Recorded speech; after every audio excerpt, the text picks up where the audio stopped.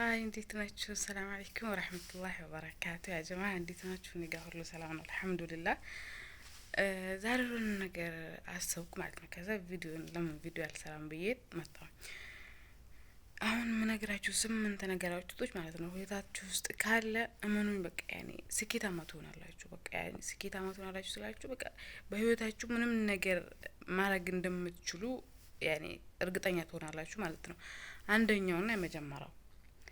የማትፈልጉበት ቦታ ካልተገኘ የማትፈልጉበት ቦታ አለማግኘት ያኔ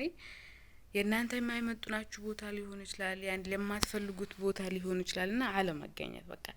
እዛ ጋር ትርፍ ሆናችሁን ካወቃችሁ በቃ ሳታስነቁ ላሽ ማለት ያኔ መውጣት ቦታው ላይ ማለት ነው ሁለተኛ ችላ ከተባላችሁ የሆነ ሰው ችላ የሚላችሁ ነገር ከሆነ እናንተ ከነጨራሽ መርሳት በቃ ያኔ ከዛ ሰው ጋር ከተለይታችሁ ያኔ መኖር እንደምትችሉ ማሳየት በቃ ያላ በተለይ በአሁኑ ሰዓት ላይ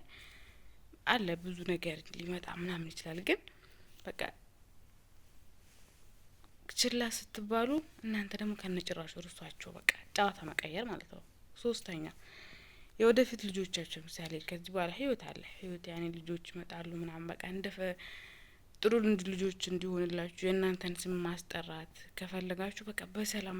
በስነ ስርዓት ማሳደግ ያኔ በቃ ያከለ ልጆች ናቸው ሲባል ልትኮሩባቸው አለ አሁን አንዳንዴ ያከለ ልጅ ነሽ ተብላችሁ የቤተሰባችሁ ጥሩነት ምናምን ሲነገር ወላሂ በጣም የሆነ ደስ የሚል ስሜት አለውና ያንን ስሜት እንዲገባን ከፈለግን በቃ ልጆቻችሁ በስነ ስርዓት አሳድጉ ማለት ነው አራተኛ ጥሩ ጓደኛ መያዝ ያኔ በህይወታችሁ ውስጥ ጥሩ ጓደኛ ምናምን ካለ ያኔ ጥሩ ነገር አለ ግን ጥሩ ጓደኛ ከሌለ ብቸኝነት ይቻላል ከመጥፎ ጓደኛ ብቸኝነት በስንት ጣሙ የምር ያኔ ብቸኝነት ይቻላል ከአንዳንድ ከመጥፎ ጓደኝነት ብቸኝነት ይቻላል ማለት ነው አምስተኛ ደካማ ጎናችሁ ለማንም አለመናገር ያኔ ደካማ ጎን ማለት ለራሳችሁ ሚስጥር ነው የራሳችሁ ቤተሰባችሁ ራሱ ሊያቀው የማይገባ ሚስጥር ነው በቃ ከራሳችሁ ጋር ሆናችሁ በቃ የምታወሩት ነገር ነው በቃ ደካማ ጎን ቤተሰብ ሊሆን ይችላል ምን ሊሆን ይችላል ግን ለማንም አለመናገር በቃ ዝም ከራሴ ጋር ሆነን አንዳንዴ ደካማ ጎኔ ከራሴ ጋር ሆኜ ራሱ አላወራውም በቃ አንዴ ካወቅኩት ከዛ ደግሜ አላወራውም ማለት ነው ስድስተኛ ከማንም በላይ ቤተሰብ ማስበለጥ በቃ ከጓደኛ ሊሆን ይችላል ከምንም በቃ ለቤተሰብ ቅድሚያ መስጠት ቤተሰብ ምን የሚያክል ነገር የለም በቃ ያኔ እንደ ቤተሰብ ይሁን ነገር የለም እዚህ ዱንያ ላይ ማለት ነው ሰባተኛ ወዳጅና ጠላት መለየት በቃ የሚወዳችሁና የሚጠላችሁ ሰው ከለያችሁ ማለት ነው ህይወት ቀላናት ከዛ በኋላ ወላሂ ያኔ በቃ የሚያስፈልጋችሁ ነገር ታውቃላችሁ በቃ ይሁን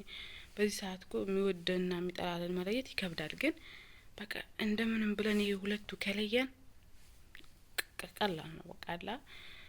ወዳጅ መስሎ ጠላት የሚሆናሉ ከዛ ጠላትም እንቀንሳለን ያኔ ወዳጅ ስናበዛ ነው ጠላት የምናበዛው ወዳጅ ከሌለን እኮ ጠላታችን ራሱ የለም በቃ ያኔ ወዳጅ ስለሚመስለን ጠላታችንን ወዳጅ አድርገን እንይዘዋለን ማለት ነው ብቻ ይሄን ነገር መጠንቀቅ አለብን እላችኋለሁ ከዛ በበለጠ ደግሞ ቪዲዮን ከተመቻችሁ ላይክ ሼር ሰብስክራይብ ማድረጋችሁን አትርሱ እኔም እንደቤቱ አዲስ ነኝና ላይክ ሼር ሰብስክራይብ በማድረግ አበረታቱን ለነበረን ቆይታ አመሰግናለሁ ወዳችኋለሁ እዚህ ድረስ ከመጣችሁ በኋላ ላይክ ሼር እና ሰብስክራይብ ማድረጋችሁን አትርሱ ወዳችኋለሁ ባይ